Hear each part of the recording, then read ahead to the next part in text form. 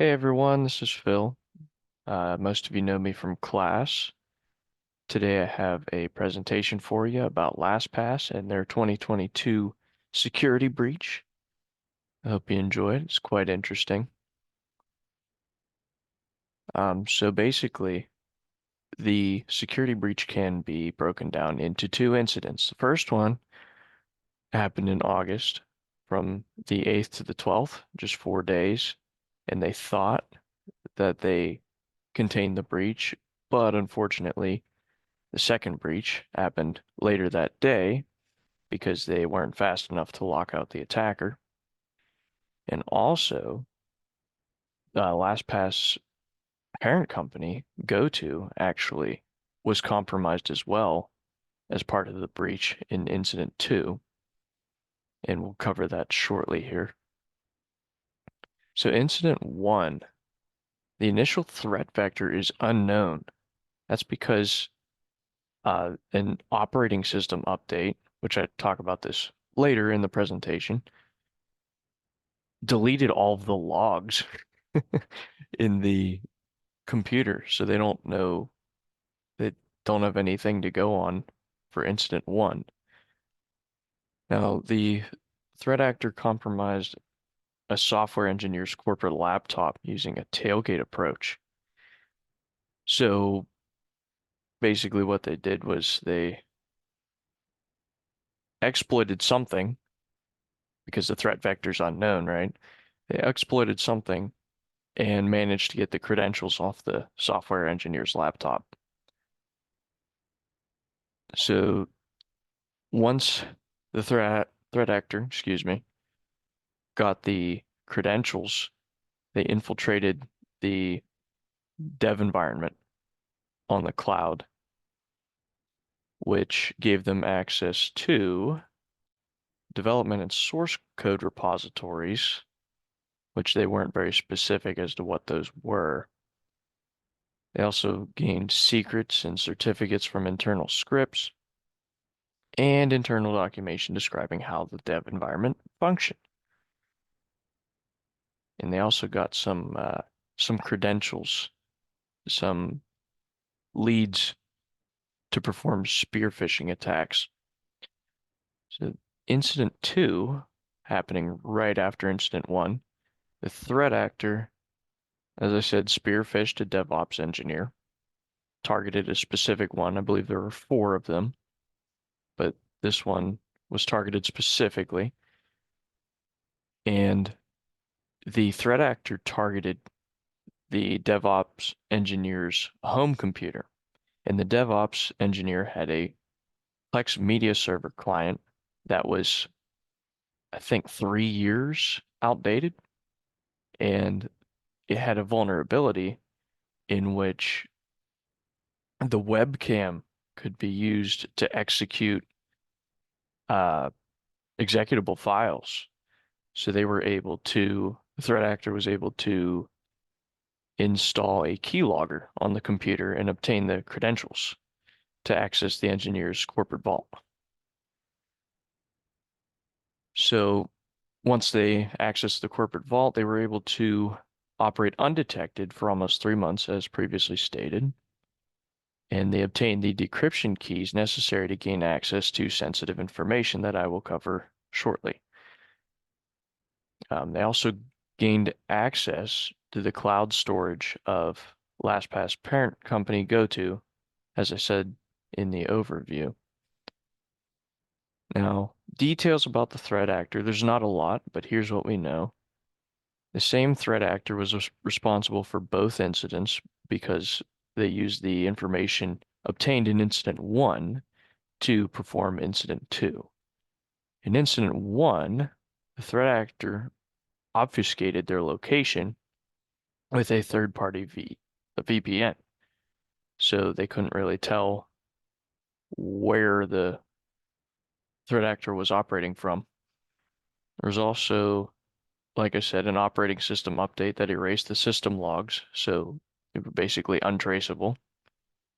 But also in my research paper, they performed some anti-forensic activities, but LastPass didn't really elaborate on what those were, so I figured I'd just mention it. In Incident 2, the threat actor used legitimate credentials obtained in Incident 1, and LastPass's corporate environment has a VPN, so they were also unable to deduce the threat actor's location. And the threat actor was never caught or identified, nor was the number of threat actors determined either.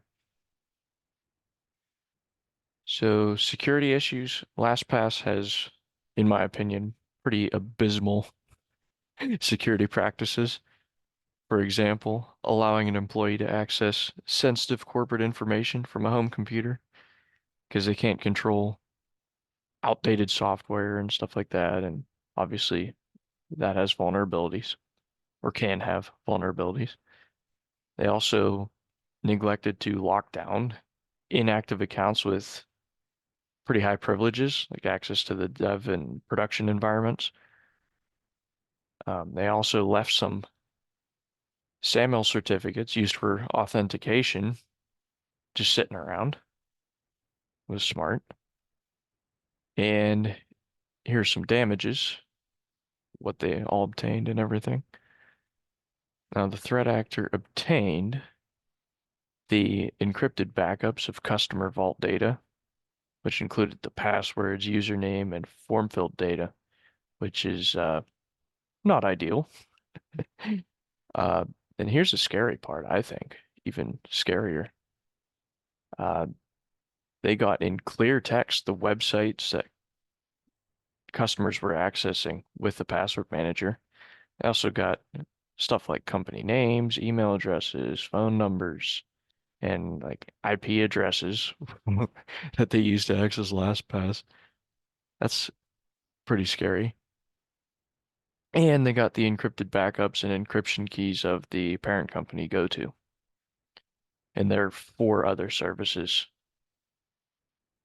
And the expert response was pretty interesting.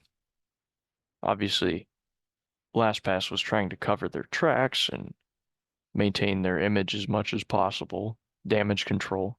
And cybersecurity experts, which I named specifically in my research paper, they were like the um, developer or founder of like uBlock Origin and like a Yahoo security chief officer and stuff like that.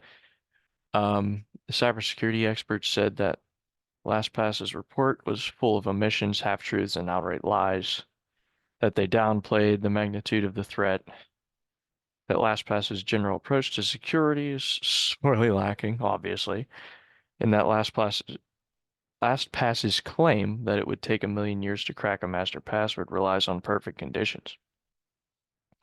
Which, to elaborate on that, they basically said that it would take 1 million years to crack a password, assuming that you used a randomized password, but a lot of people use something pretty simple so that they can remember it, and those can be cracked. I believe LastPass's competitor, 1Password, said can be cracked in as little as 30 minutes. So what should you do?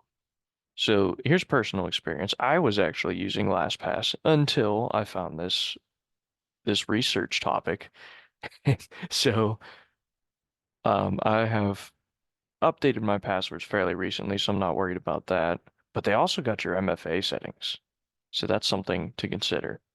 Also, I switched to Bitwarden, which is a free open source one that's kind of a lot easier to use than LastPass anyway, and it has a much better security track record. But you might want to switch to an alternative password manager if you haven't. Also, there are some tools that monitor your accounts for data breaches, like Have I Been Pwned and uh, like LifeLock or something like that. And then I have some reflection questions for you as well. How has this changed your opinion of password managers? My opinion is that you need to find a trustworthy password manager, not one that uses shady techniques. There's also a way to host your own open source password manager if you're really worried about it. Um, And will you start using one or continue using one, the one that you currently use? I switched. I would suggest switching if you still use LastPass. I used it based off a recommendation from my high school English teacher, but after seeing that data breach, I'm like, well, that's not ideal. So yeah, here are my references, and I hope this uh, presentation was interesting, and uh, I thought it was cool.